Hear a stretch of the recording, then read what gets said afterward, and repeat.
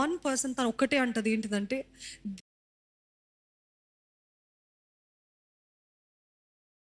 దేవుడిని నేనెంత ప్రేమిస్తున్నానో ఇక్కడున్న ఎవ్వరికీ తెలీదు.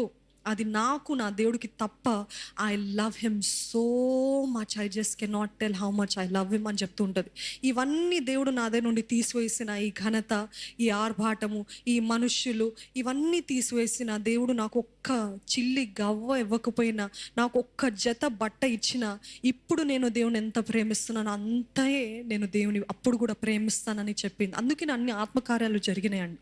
ఈరోజు why do you think some people are more anointed, more powerful, more, వారెందుకు అంతగా అభిషేకించబడ్డారు, వారెందుకు అంత శక్తివంతులు, వారు ఏం చెప్తే అది జరుగుతుంది, వారు మాట్లాడుతుంటే మా హృదయంలో మంట కలుగుతుంది, మరి మాకెందుకు లేదు, మేము ఎక్కడికి వెళ్ళినా డ్రైగా ఉంది ఏంటి అని అంటే, మీకు ఎంత కావాలో దేవుని మీరు అంత పొందుకుంటారు. అర్థమవుతుందండి? The more you desire God, the more you receive. The less you desire, the less you receive. అందుకనే అభిషేకం అందరికి ఇవ్వబడుతుంది, కానీ ఎంతమంది కాపాడుకుంటారో, ఎంతమంది దానికోసము ప్రయాసపడుతూ దేవునితో సన్నిహితమైన సహవాసం కలిగి ఉంటారో వారికి అంతగా ఇవ్వబడుతుందంట. ఈ అపోస్తులు చూసినట్లయితే, why were they so powerful? ఎందుకు అంత శక్తివంతులుగా ఉన్నారు? ఎందుకు వారు చెప్పిందేలా జరిగింది? ఎందుకు వారు అనుకున్నదేలా జరిగింది? దురాత్మలు పారిపోయినాయి, స్వస్థత లేని వారు స్వస్థత పొందుకున్నారు, చచ్చిన వారిని లేపగలిగారు. వై అని అంటే, వారికి దేవుడి ఎడలో ఉన్న ప్రేమను బట్టి. అందుకని ఈ ఆలయంలో ఎప్పుడు చెప్తూ ఉంటాము, బాధ్యత పూర్వకంగా ఇది చేయకండి. ఇది అలవాటుగా ఆచారంగా ఆ పాటలు పాడమా, స్తుతించామా, కూర్చున్నామా, వాక్యం చదువుకున్నామా, వాక్యం విన్నామా, ప్రార్థన చేస్తామా, వెళ్ళిపోయామా, ఇది కాదండి. దేవుని ఎదట ప్రేమ. ఇది ఎప్పుడు ఈ ఆలయంలో ఉండాలనేసి పురికొల్పాలని, ఒకవేళ చచ్చిన డ్రై స్థితిలోకి వెళ్తే మాకు తెలిసిపోతుంది, ఆత్మలో ఉన్న వారికి తెలిసిపోతుంది, ఏదో డెడ్గా ఉంది, ఏదో డ్రైగా ఉంది, ఏదో ఎండినట్టుంది, దేవా నీ ఆత్మకార్యం ఆగిపోద్దని మరలా దాన్ని పురికొల్పడానికి సమయం పడుతుంది, కానీ ఇట్ ఈస్ వర్త్ ఇట్. కానీ ఈరోజు దేవుని సన్నిధిలో వీరంత శక్తి కలిగిన వారికి ఎలాగ ఉన్నారు? అక్కడ వారికి మార్కెటింగ్ చేసే వాళ్ళు ఎవరు లేరండి. ఈరోజు సేవకులు అంటే ఎన్నో మార్కెటింగ్, ఎంతో అడ్వర్టైజింగ్, ఏదో చూపించాలి, ఇది మేము గొప్ప అని చూపించుకోవాలి. కానీ ఆ రోజు అభిషేకము తానే వారిని హెచ్చించింది. హల్లెలూయా. అభిషేకము వారి తలను పైకెత్తింది, అభిషేకము వారి కొమ్ముని పైకి లేపింది, అభిషేకం వారిని ప్రత్యేకపరిచింది, అభిషేకము వారికి శక్తినిచ్చింది, అభిషేకము బట్టి గొప్ప సూచక్రియలు చేయగలిగారండి. ఈరోజు the anointing, you don't have to market anointing. నిజంగా అభిషేకించబడిన వారు పద్దాక నేను గొప్ప అని చూపించుకొని అక్కర్లేదు. నమ్ముతున్నారా? అభిషేకించబడిన వారు తెలిసిపోతుంది. అభిషేకించబడిన వారి మాటల్లో, పాటల్లో, క్రియల్లో, వారి ప్రవర్తనలో, వారి జీవన శైలిలో తెలిసిపోతుంది. You don't have to keep on advertising. If you're keeping on advertising, there's a wrong thing there. ఏంటిదంటే, you are self portraying. అంటే నీ గురించి లూసిఫర్ ఆత్మ పని చేస్తుంది. అభిషేకించబడిన వారినంట వెతుక్కుంటూ వస్తారంట మనుషులు. హల్లెలూయా. యేసు ప్రభు ఎక్కడికైనా వెళ్ళి నేను వచ్చాను రండి అన్నాడా? ఆయన దాచుకుంటూ ఉంటే, ఆయన పారిపోతూ ఉంటే, ఆయన తప్పించుకుంటూ ఉంటే, మనుషులు ఎక్కడున్నారో కనిపెట్టి ఆయన దగ్గరికి పరిగెత్తుకొని వచ్చారంట. ఆఖరికి సముద్రాన్ని కూడా దాటి వచ్చారంట. ఎందుకు? Because the anointing, the power of the Holy Spirit. ఈరోజు ఆ power of the Holy Spirit లేకనే అనవసరంగా మార్కెటింగ్ చేయాల్సి వస్తుందండి. ఈరోజు ఆ అభిషేకము లేకనే, ఆ శక్తి లేకనే ఇది ఇది ఇది ఇది అని చూపించాల్సి వస్తుంది. కానీ నిజంగా అభిషేకించబడిన వారి వెనకాల అన్నీ కూడా పరిగెత్తుకుంటూ వస్తుందంట. హల్లెలూయా, హల్లెలూయా. ఈరోజు చూసినట్లయితే మొదటి వచనం చూద్దామా? అపోస్తుల కార్యము 8వ అధ్యాయము. ఆ కాలమందు యెరూషలేములోని సంఘమునకు గొప్ప హింస కలిగినందున అపోస్తలులు తప్ప అందరూ యూదయ సమరయ దేశములయందు చెదిరిపోయేరి. ఈరోజు మన జీవితంలో ఒక నూతన దశలో, నూతన మార్గంలో వెళ్ళాలంటే we have to be rejected. నమ్మిన వారు హల్లెలూయా అని బిగ్గరగా చెప్తారా? Rejection is equal to direction. ఏది మీరు చెప్తారా? Rejection is equal to new direction. ఎందుకు నన్ను రిజెక్ట్ చేస్తావు అని మనుషులు ఎదుట వెళ్ళనక్కర్లేదండి. రిజెక్ట్ చేయబడితే దేవుడు ఒక నూతన దశలోకి, నూతన స్థితిలోకి, నూతన స్థాయిలోకి నడిపిస్తున్నాడు. బాధపడనక్కర్లేదండి. ఎవరైనా మనుషులు మనల్ని రిజెక్ట్ చేస్తే, నన్ను ఎందుకు రిజెక్ట్ చేస్తావు, నేను నీకేం తక్కువ చేస్తాను, నన్ను ఎందుకు ప్రేమించట్లేదు, నన్ను ఎందుకు తిరస్కరించావు, నన్ను ఎందుకు విసర్జించావు అని వాళ్ళని అడుక్కు తిని వాళ్ళ కాలు పైన వాళ్ళ కాలు పట్టుకొని అడగనక్కర్లేదు. రావా, నా దగ్గరికి వచ్చేవా అక్కర్లేదు. వాళ్ళు రిజెక్షన్ చేస్తారంటే మీరు గుర్తించాలి ఏంటిదంటే దేవుడు ఇంకో డైరెక్షన్లోకి నడిపిస్తున్నాడు. ఆమెన్. దేవుడు నడిపిస్తున్నాడండి నూతన దశలోకి, నూతన స్థాయిలోకి. దీని గురించి చూస్తూ ఉంటాం. ఈగిల్ ఏమంటాము తెలుగులో? పక్షిరాజు ఏం చేస్తాడంట, ఆ బిడ్డలు ఎగరాలంటే ఆ గూడుని రేపుతా ఉంటాడంట. ఆ గూడుని రేపిన వారు కొన్నిసార్లు లెగటానికి సిద్ధంగా ఉండరు, ఎగరడానికి సిద్ధంగా ఉండరు. భయము, కంఫర్ట్ జోన్. ఏంటి, ఇంతకాలము మా తల్లి మా నోట్లో వచ్చి ఫుడ్ పెట్టింది, ఇప్పుడు మేము అమ్మో ఆ కష్టం మాకు వద్దులే. ఈరోజు చాలామంది తల్లిదండ్రులు చేసేది అదే పని కదా. నువ్వేం చేయకు నాన్న, అన్నీ నేను చేసి పెడతా, నువ్వు అసలు ఒక పుల్ల కూడా ఎత్తద్దు, నేను చేసి పెడతా కదా. అది చాలా తప్పండి, చాలా తప్పు. ఈరోజు బిడ్డలు వాళ్ళు సెల్ఫ్గా ఇండిపెండెంట్గా ఉండటము నేర్పించడమే నిజమైన తల్లి తండ్రి ప్రేమ అంట. అన్నీ నేను చేసి పెడతా, అన్ని చోట్ల నేనే ఉంటా. ఇంకా వారు నేర్చుకోరు, మా మమ్మీ ఉందిలే, ఎవరైనా నాతో ఫైటింగ్కి వస్తే మా మమ్మీ నా పక్షాన వాళ్ళతో ఫైటింగ్ చేస్తుందిలే. ఇంకా వాళ్ళు నేర్చుకోద్దా? వాళ్ళ జీవితంలో ఎట్లా సర్వైవ్ అవ్వాలో తెలియద్దా? ఇవన్నీ చెప్పరు. ఎట్లా సర్వైవ్ అవ్వాలి, ఎట్లా బాధ వస్తే తట్టుకోవాలి, ఓడ్చుకోవాలి, ఇవన్నీ చెప్పరు. కానీ నేనున్నాను కదా నాన్న, నేను అన్నీ చేసి పెడతాను, నేను అన్నీ కొని పెడతాను, నువ్వు వంట చేయనక్కర్లేదు, నువ్వు క్లీన్ చేయనక్కర్లేదు, నేను ఉన్నా కదా అని అంటూ ఉంటారు.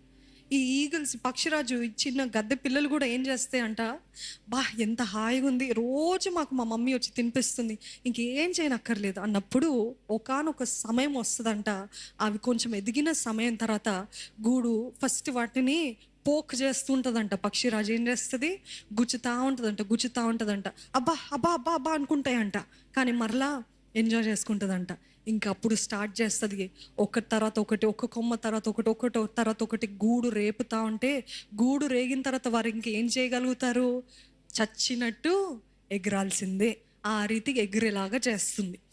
అట్లా నేర్చుకుంటే పక్షిరాజులు ఎగరటము, స్టామ్స్లో పోరాటాల్లో, సవాల్లో ఎలా ఎదిరించాలో నేర్చుకోవడం ఆ రీతిగా నేర్చుకుంటుంది. ఈరోజు ఈ అపోస్తులు కూడా చక్కగా ఉన్నారండి యెరూషలేం ప్రాంతంలో. ఏంటి, అంత బాగుంది, అందరు ఇక్కడే ఉండాలి, అందరు బిలీవర్స్ ఇక్కడే ఉన్నారు కదా, మనం ఇక్కడే ఎంజాయ్ చేద్దాము అని అనుకున్న సమయంలో, ఇక్కడే దేవుని కార్యాలు చూద్దాము, ఇక్కడే మనం అంతా అనుభవించేద్దాం అనుకున్నప్పుడు దేవుడు ఏం చేస్తాడంట, గూడు రేపాడంట. ఇక్కడ చెదరగొట్టేలాగా చేసింది ఎవరు? అపవాదియా? నో. కొన్నిసార్లు మనము రిజెక్ట్ అవుతే తప్ప దేవుడు మనల్ని హెచ్చించలేడు. ఆమెన్. ఎందుకు నాకు ఈ మ్యారేజ్ ప్రపోజల్ రిజెక్ట్ అయింది అని ఎంతకాలం ఏడుస్తూ ఉంటారండి.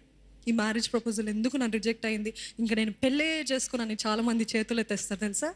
2-3 ప్రపోజల్స్ రిజెక్ట్ అయిపోతే ఇంకా నాకు పెళ్ళే వద్దు, నన్ను ఎప్పుడు ఇంకే ప్రపోజల్ వచ్చినా రిజెక్టే చేస్తారు, కాబట్టి I will not get married అని, ఈ పెళ్ళొద్దు, ఇవంతా నాకు అక్కర్లేదని, నేను సింగిల్ లైఫే బెస్ట్ లైఫ్ అంటూ పాపంలో బ్రతుకుతున్న వారు చాలామంది ఉన్నారండి. ఎందుకు? రిజెక్షన్. మరలా రిజెక్ట్ అవుతాననే భయము, మరలా నన్ను వద్దంటారనే భయము, ఇన్సెక్యూరిటీ తోటి ఎట్లాగా అయిపోతానులే, అదేదో నేనే చేతులు ఎత్తేసినట్టు చెప్పేస్తానులే అని చాలామంది ఉంటారు. కానీ గమనించండి, ఎన్నోసార్లు రిజెక్ట్ అయిన వారికి అతి ఉత్తమమైనది పొందుకున్నారు. అటువంటి వారు ఉన్నారా? They have received the best because one way God has stopped that wrong proposal, wrong man, wrong woman in your life to give you the best. Hallelujah. ఈరోజు మనం అనుకుంటాం అందుకే ఇందాక చెప్తున్నాను, ఎందుకు అనే మాటలు మనకు వద్దు. కానీ దేవా, ఇక్కడ రిజెక్ట్ అయిందంటే నువ్వు ఇంకా గొప్ప ప్రణాళిక నా ఎడల కలిగి ఉన్నావు. ఈ జాబ్ రిజెక్ట్ అయిందంటే ఇంకా ఉన్నతమైనది ఇస్తున్నావేమో, లేకపోతే నేను నేర్చుకోవాల్సిందేమో ఉందేమో, లేకపోతే ఇది రిజెక్ట్ అయిందంటే ఇంకా ఏదో సంథింగ్ ఇస్ దేర్. అందుకని అపోస్తులు అక్కడ చక్క కూర్చున్నప్పుడు దేవుడు చెల్లా చెదురు చేశాడు. అప్పుడు వారు ఎటువంటి ప్రాంతాలకు వెళ్ళారంట, యూదయ సమరయ ప్రాంతాలకి చెల్లా చెదురు అయిపోయారంట. అంటే ఇప్పుడు సమరయాలో, యూదయాలో దేవుని ఆత్మకార్యాలు జరగాలంటే వీరు చెల్లా చెదురు అవ్వాలి, వీరు సపరేట్ అవ్వాలి, కంఫర్ట్ జోన్లో ఉండకూడదు. ఈరోజు మీరు కంఫర్ట్ జోన్లో ఉండి దేవా నన్ను వాడుకుంటే వాడుకోడు, కంఫర్ట్ జోన్లో ఉండి దేవా నన్ను వాడుకుంటే దేవుడు తప్పకుండా గూడు రేపుతాడు, దేవుడు తప్పకుండా రిజెక్షన్ ఇస్తాడు, దేవుడు తప్పకుండా శోధనలు అనుమతిస్తాడు, పోరాటాలు వచ్చేలాగా చేస్తాడు, పరీక్షలు వచ్చేలాగా చేస్తాడు. ఎంతమంది అంటారు దేవా నన్ను వాడుకొని? చాలా జాగ్రత్తగా ఆలోచించి చెప్పండి, దేవా నన్ను వాడుకో. ఆలోచించే చెప్తున్నారా? ఎందుకంటే వస్తాయి, చెప్తున్నాను, సవాళ్ళు వస్తాయి, శోధనలు వస్తాయి, తుఫాన్లు వస్తాయి, పోరాటాలు వస్తాయి. ఏంటి తెలుసా? దేవుడు గూడు రేపుతున్నాడు. ఆ గూడు రేపి ఈ రిజెక్షన్ ఎక్కడైతే మీరు వద్దు, వారు మిమ్మల్ని వద్దు అన్నారో అక్కడ నుండి ఉన్నతమైన స్థానంలోకి, ఉన్నతమైన దశలోకి వెళ్ళాలంటే అది ఇరుకు మార్గమే ఉంటుందండి, విశాల మార్గం ఉండదు. ఓహో ఇక్కడ రిజెక్ట్ అయినంటే చప్పట్లు కొడుతూ అబ్బా నేను ఇప్పుడు ఇంకా నాకు బెస్ట్ వస్తుంది అన్న ఆలోచన కాదండి. ఆ రిజెక్షన్ అయిన తర్వాత ఎన్నో పోరాటాలు ఉంటాయి, ఎన్నో ఎదురుబాట్లు ఉంటాయి, ఇరుకు మార్గంలో నడాల్సిన మార్గం ఉంటుంది, మనం దాని గుండా వెళ్ళాల్సిన పరిస్థితులు ఉంటాయి. దాని తర్వాత ఆ పరీక్షలన్నీ పాస్ అయిన తర్వాత అప్పుడు దేవుడు ఏం చేస్తాడు? ఉత్తమమైన దాన్ని ఇస్తాడు. ఈరోజు మీరు అంటూ ఉండొచ్చు, ఎందుకు నన్ను రిజెక్ట్ చేస్తారు, ఎందుకు నన్ను విసర్జించారు? ఎవరైనా ఒకవేళ మీ జీవితంలో, మీ పాస్ట్ జీవితంలో, మీ గత జీవితంలో రిజెక్ట్ చేస్తారనుకోండి, మీరు వాళ్ళ దగ్గరికి వెళ్ళి ఏం చెప్పాలి తెలుసా? థ్యాంక్ యూ ఫర్ రిజెక్టింగ్ మీ. ఏం చెప్పాలండి? థ్యాంక్ యూ ఫర్ రిజెక్టింగ్ మీ. ఎందుకంటే నువ్వు రిజెక్ట్ చేయకపోయి ఉంటే నేను ఇది పొందుకునేవాడిని కాదు, ఇది పొందుకునేదాన్ని కాదు. హల్లెలూయా. నువ్వు నన్ను తిట్టకపోయి ఉంటే, నువ్వు నన్ను దూషించపోయి ఉంటే, నువ్వు నన్ను అవమానపరచకపోయి ఉంటే, నువ్వు నా పైన ఉమ్మి వేయకపోయి ఉంటే, నువ్వు నా గురించి మాట్లాడకపోతే, నువ్వు నన్ను గురించి విమర్శించకపోయి ఉంటే, నన్ను తిట్టి, నన్ను బాధ పెట్టి, నన్ను ఇవన్నీ చేయకపోయి ఉంటే నేను ఈ స్థానానికి చేరుండేవాడిని కాదు. హల్లెలూయా.